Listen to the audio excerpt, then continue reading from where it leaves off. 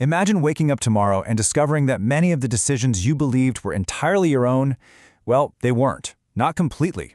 Just think about it for a second. Think about the opinions you've recently formed, those random, spontaneous purchases you made online late at night, or even the arguments you somehow lost despite knowing for a fact you were right.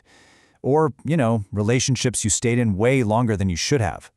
What if you realized that these choices were quietly influenced by forces operating right beneath your awareness? Forces perfectly designed to bypass your logical brain and tap directly into your emotions. It brings us to this haunting psychological question. How much of human behavior is truly self-directed, and how much is quietly shaped by invisible influence? We aren't talking about explicit threats here. We're not talking about obvious coercion or physical force. No, we're talking about something far more subtle, something that wraps itself around your free will so gently you never even realize you've been steered. Okay, let's dive into this. Because when we hear the word manipulation, it instantly conjures up images of movie villains, con artists, and profoundly toxic relationships, right? It's so easy to believe that manipulation is just something that happens to other people or only in extreme situations. But real manipulation is rarely that obvious. It operates quietly. It lives in the shadows of our everyday lives, happening in our kitchens, in our office meeting rooms, and right there on the glowing screens we hold in our hands every single day. To understand how this works, we really have to look at the very foundations of human nature. We are fundamentally social creatures. Our survival as a species has literally always depended on influence. Leaders need followers, parents have to guide their kids, friends need to compromise. So influence itself isn't inherently bad. In fact, human civilization absolutely depends on our ability to persuade and be persuaded. But there is this crucial razor-thin line between helping someone make a decision and quietly steering them toward one. When persuasion crosses that invisible boundary, it transforms from cooperation into pure control. And that steering is so incredibly hard to detect because manipulation rarely arrives as a threat. Instead, it disguises itself. It shows up as concern, as affection, as friendly advice, or even as strong leadership. The really unsettling truth is that the most effective forms of manipulation don't feel like manipulation at all. They feel totally normal, they feel reasonable, and entirely human. Honestly, you might even find yourself thanking the very person who is systematically undermining your autonomy. Now, what's really interesting about this slide is how familiar this everyday interaction might be. Think about the phrase, "After everything I've done for you, I can't believe you'd say no." On the surface, sure, it sounds like pure disappointment from someone you care about deeply. It feels like this sudden emotional rupture. But beneath the words, it's a highly calculated psychological mechanism: guilt. The goal isn't to force your behavior directly. The goal is to make your refusal feel so emotionally uncomfortable, so heavy with the threat of losing their affection, that you simply fold. Your boundaries collapse not because you actually changed your mind, but because the emotional cost of standing your ground just became way too high. Another profound and super common example of this is the silent treatment. Now, this isn't just someone needing space to cool down.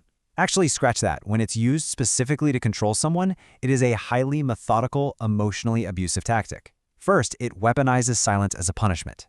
This sudden, unexplainable void generates deep psychological uncertainty and intense anxiety for the victim. Your mind just races, right? Trying to figure out what went wrong. Eventually, the target gets so overwhelmed by this manufactured tension that they feel absolutely forced to restore harmony. They end up apologizing for things they didn't even do just to make the silence stop. And notice, no direct command is ever given, yet the manipulator completely controls the behavior through sheer tension alone. Let's move to and see how this builds. Because we often assume manipulation only works on weak or gullible people. But psychology suggests the exact opposite. Manipulators don't target weakness. They actively exploit our fundamental, universal human needs. The need to belong, the deep desire for approval, the craving for certainty, and the absolute necessity for emotional safety. A lonely person might trust a bit too quickly. An insecure professional might desperately seek validation from a really toxic boss. They aren't falling for it because they lack intelligence. They fall for it because they're human, which means absolutely nobody is immune. And when we talk about psychological manipulation, we have to address its most devastating form: gaslighting. Gaslighting is deeply disturbing because it elevates control to an entirely different level. It doesn't really influence your behavior, it influences reality itself. It is a calculated, systematic attack on a person's trust in their own mind, their own memory, and eventually their own sanity. It usually begins innocently enough. Say a target clearly remembers an event or a conversation. The manipulator then introduces a subtle little seed of doubt. They'll repeatedly insist, "You're imagining things," or "That never happened, you're just being overly sensitive." Over time, as this denial is consistently reinforced, the target's confidence in their own memory starts to erode. This constant friction between what they remember and what they're being told creates a cognitive dissonance that is just exhausting to maintain. Until finally, they completely surrender their own perception and rely entirely on the manipulator for external certainty. It slowly, methodically destroys the very foundation of independent decision-making. And the truly frightening part? Gaslighting is not limited to toxic personal relationships happening behind closed doors. It's everywhere. It appears in our workplaces, deeply embedded in corporate culture. It completely dominates our media environments, and it's become a central strategy in modern political discourse. We are witnessing competing versions of reality broadcasted 24/7, which is creating a mass-scale crisis of trust. It's intentionally eroding our collective certainty on a societal level. And when nobody knows what is true, everyone is easily led. And this brilliantly illustrates a concept called social proof. This is the psychological force where humans inherently look to the crowd whenever they feel uncertain. Just think of how you instinctively trust a crowded, loud restaurant over a completely empty one right next door, even without glancing at the menu. Popularity becomes a stand-in for truth, and visibility suddenly equals credibility. It preys on our deep evolutionary fear of being left behind or isolated from the tribe. Once enough people start moving in one direction, whether it's a mass political movement, a viral internet trend, or a sudden financial panic, the rest of us almost always follow. Not because we sat down, rationally analyzed the data, and agreed, but because our brains are fundamentally hardwired to survive within the safety of the herd. Which brings us to the systemic layer of our modern digital age, the manipulation economy. We are no longer just dealing with one-on-one, interpersonal influence. We are now living in a society where digital platforms, algorithms, and advertisers are locked in a constant, ruthless billion-dollar competition for human behavior. They aren't just selling products anymore. They are selling the subtle, continuous modification of your daily actions. Entire global industries are now built securely upon the science of psychological influence. Behind our screens lie the algorithms of attention. These deeply complex systems know exactly what triggers us emotionally, and they map our psychological profiles in real time. Fear captures attention. Outrage captures attention. Novelty captures attention. Validation captures attention. Every notification, every infinite scroll, every personalized recommendation you see is a micromanipulation.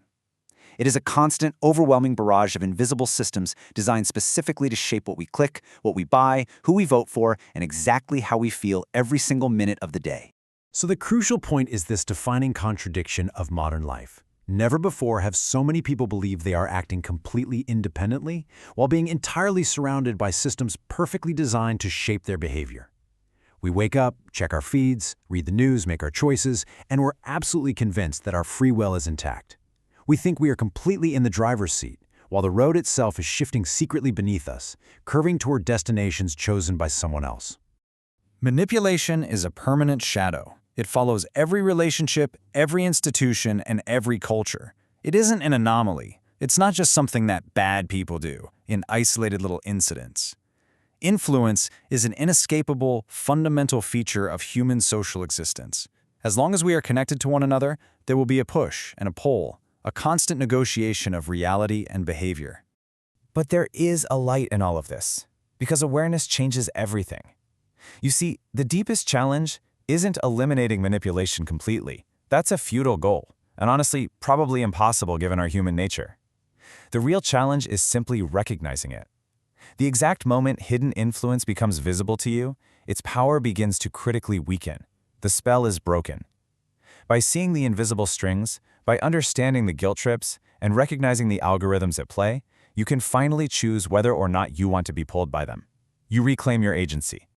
I want you to turn this psychological lens inward for a moment. As you sit here and reflect on your own beliefs, your everyday choices, your desires, and your deepest fears, how many of them truly belong to you? Just think about the things you are absolutely certain of, or the things you are terrified of losing. And how many were quietly placed there by someone else?